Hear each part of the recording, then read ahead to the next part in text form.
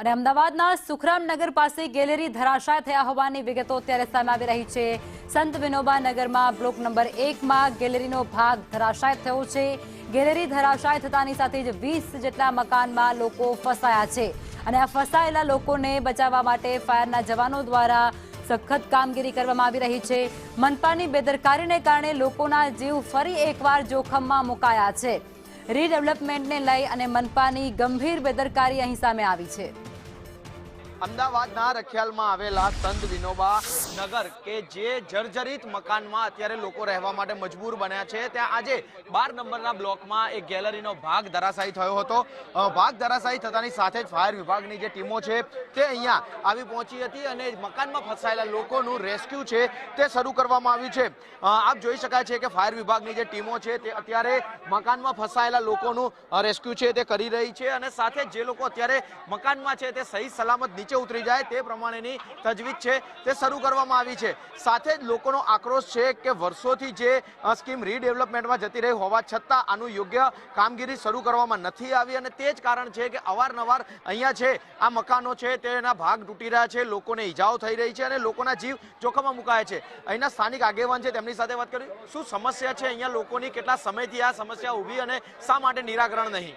સાહેબ, અવારનવાર અમે જે સત્તાધીશો જોડે રજૂઆતો કરી અને એ લોકો અમને અવારનવાર એવું કહે છે કે અમે જે તે સમય નિર્ણય લે પણ નિર્ણય લેતા નથી અને અનેકવાર અમને આ રીતે હેરાન કરે। અમે સંપૂર્ણ રીતે તૈયાર છીએ કે ભાઈ અમે મકાનો આ ખાલી કરવા માટે, જો અમને ભાડું આપે તો અમે કાલે બધા ખાલી કરીને જતા રહીએ, પણ હમણાં જીવના જોખમે તંત્ર અમારી રાહ જોઈ રહ્યું છે કે કોઈનો ભોગ લે, કોઈનું મોત થાય એવી રાહ જોઈ રહ્યું છે। તંત્ર એવી રાહ જોઈ રહ્યું છે। એની શું સ્થિતિ છે અત્યારે? હાલ લોકો ઘરમાં રહેવા પણ મજબૂર છે, સામેના બ્લોકની પણ આવી સ્થિતિ છે, શું પરિસ્થિતિ? તંત્ર દ્વારા શું જવાબ?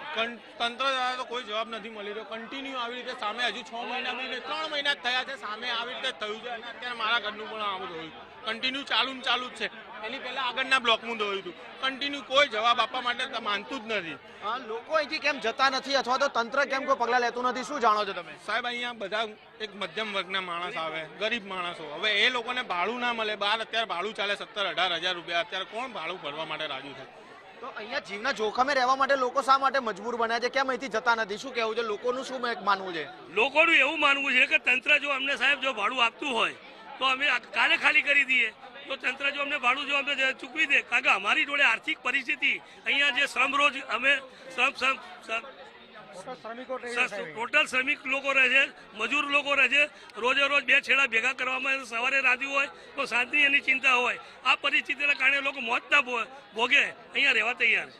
સ્વાભાવિક છે કે લોકોનું માનવું છે કે તંત્ર દ્વારા જે સ્કીમ વર્ષો પહેલા રીડેવલપમેન્ટમાં જાહેર કરવામાં આવી હતી, અહીંયા જે મકાન છે તેના ઉપર ભયજનકનું બોર્ડ છે તે પણ મારવામાં આવ્યું છે, પરંતુ વૈકલ્પિક વ્યવસ્થા ન મળતા સાથે જ જે રીડેવલપમેન્ટ કરવાનું છે તે રીડેવલપમેન્ટની શરૂઆત યોગ્ય રીતે ન થતા અત્યારે લોકો જીવના જોખમે અહીંયા રહેવા માટે મજબૂર બન્યા છે। બીજી તરફ ભયજનક સ્કીમ હોવા છતાં જે સ્કીમ વહેલાના ધોરણે તાત્કાલિક તેનું રીડેવલપમેન્ટ શરૂ થવું જોઈતું હતું તે ન થતાં લોકો અત્યારે મુશ્કેલીમાં મુકાયા છે અને ફાયર વિભાગ જે અત્યારે કામગીરી કરી રહ્યું છે તે જોતા સ્પષ્ટ લાગી રહ્યું છે કે જીવના જોખમે રહેતા લોકોને અહીંયાથી ફટાફટ નીચે ઉતારવામાં આવે તથા અહીંથી તેમને ખસાડી અને જે રીડેવલપમેન્ટની કામગીરી છે તે ઝડપથી પૂર્ણ કરવામાં આવે, જેથી કરીને આવા બનાવો અવારનવાર ન બને અને સાથે જ આવા બનાવો જ્યારે અટકે અને જ્યારે તંત્રની બેદરકારીથી જો કોઈ મોટો બનાવ બને તો તેના માટે બેદરકારી કોની સામે આવે તે સૌથી ગંભીર પ્રશ્ન છે। કારણ કે આવા બનાવો જે બની રહ્યા છે તેમાં સૌથી મહત્વની વાત એ છે કે નિષ્કાળજ તંત્ર કે જે હંમેશા કામ કરવામાં લેટ થતું હોય છે તેના જ કારણે આ પ્રકારની ગંભીર સ્થિતિ સર્જાતી હોય છે। પરંતુ લોકોની માંગ છે કે તેમને ભાડું આપવામાં આવે, સ્કીમનું ઝડપથી રીડેવલપમેન્ટ શરૂ કરવામાં આવે, તેઓ અહીંથી ખસી શકે અને આ કામગીરી છે તે ઝડપથી ચાલુ થાય અને કોઈના જીવ જોખમમાં ન મુકાય। કેમેરામેન મેહુલ પટેલ સાથે જિગ્નેશ પટેલ, સંદેશ ન્યૂઝ, અમદાવાદ।